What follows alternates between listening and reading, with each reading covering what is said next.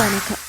இரவு நேர பிரதான செய்திகளின் ஊடாக நர்மதா சிறையில். முதலில் தலைப்புச் செய்திகள். இலங்கையில் 42 அபாய வலயங்கள் அடையாளம். டெங்கு பரவல் குறித்து சுகாதார அமைச்சு எச்சரிக்கை. QR முறைமை ஊடாக எரிபொருள் விநியோகம். அரசின் அறிவிப்பு.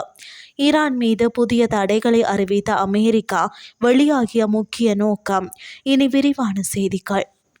இலங்கையில் டெங்கு காய்ச்சல் பரவும் அபாயம் அதிகரித்துள்ள நிலையில் நாடு முழுவதும் 42 அதி அபாய வலயங்களை சுகாதார அமைச்சு அடையாளம் கண்டுள்ளது.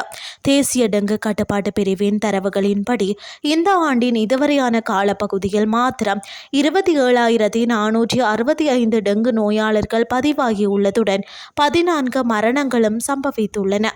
தற்போதைய தரவுகளின் அடிப்படையில் மேல் மாகாணத்திலேயே அதிகளவான நோயாளர்கள் பதிவாகியுள்ளனர். குறிப்பாக கொழும்பு, கம்பகா மற்றும் களுத்துறை ஆகிய மாவட்டங்களில் பாதிப்பு அதிகமாக உள்ளதாகவும் தெரிவிக்கப்பட்டுள்ளது. இது குறித்து கருத்து தெரிவித்த பதில் பணிப்பாளர் வைத்தியர் கபில கண்ணங்கர, நாட்டில் தற்போது நிலவும் தொடர்ச்சியான மழைக்கால வானிலை காரணமாக டெங்கு பரவல் மேலும் அதிகரிக்கக்கூடும் என எச்சரித்துள்ளார். நாட்டில் தற்போது நடைமுறையில் உள்ள QR குறியீடு அடிப்படையிலான எரிபொருள் விநியோக முறையை உடனடியாக நீக்க வேண்டும் இல்லை என அரசாங்கம் அறிவித்துள்ளது. ஊடகவியலாளர் சந்திப்பில் கலந்து கொண்டு கருத்து வெளியிடும் போது எரிசக்தி அமைச்சர் அனுர கருணாதிலக இதனை தெரிவித்துள்ளார்.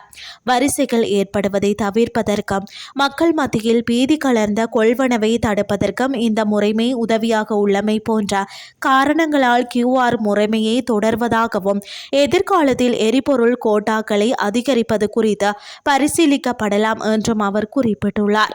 இதேவேளை சில எரிபொருள் நிரப்பு நிலையங்களில் QR குறியீடுகளை முறையாக சரிபார்க்காமல் எரிபொருள் விநியோகிக்கப்படுவதாக கூறப்படும் குற்றச்சாட்டுகள் குறித்து பிரதி அமைச்சர் அர்க்கம் இலியாஸ் விளக்கம் அளித்துள்ளார்.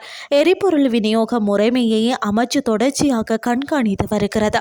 விடுக்கப்பட்ட எரிபொருளின் அளவிற்கும் QR முறைமை மூலம் விநியோகிக்கப்பட்ட அளவிற்கும் இடையே பெரிய வேறுபாடுகள் காணப்பட்டால் அந்த எரிபொருள் நிரப்பு நிலையங்களுக்கு எதிராக கடும் நடவடிக்கை எடுக்கப்படும் என அவர் எச்சரித்துள்ளார். இது தொடர்பான தகவல்கள் மேலதிக நடவடிக்கைகளுக்காக இலங்கை பெட்ரோலிய கூட்டுத்தாபனம் மற்றும் ஏனைய எரிபொருள் விநியோகஸ்தர்கள் அனுப்பி வைக்கப்படும் என்றும் அவர் மேலும் தெரிவித்துள்ளார். இனி வெளிநாட்டு செய்திகள். ஈரானின் எண்ணெய் ஏற்றுமதியை கட்டுப்படுத்தும் நோக்கில் அமெரிக்க அரசாங்கம் புதிய பொருளாதார தடைகளை விதித்துள்ளது.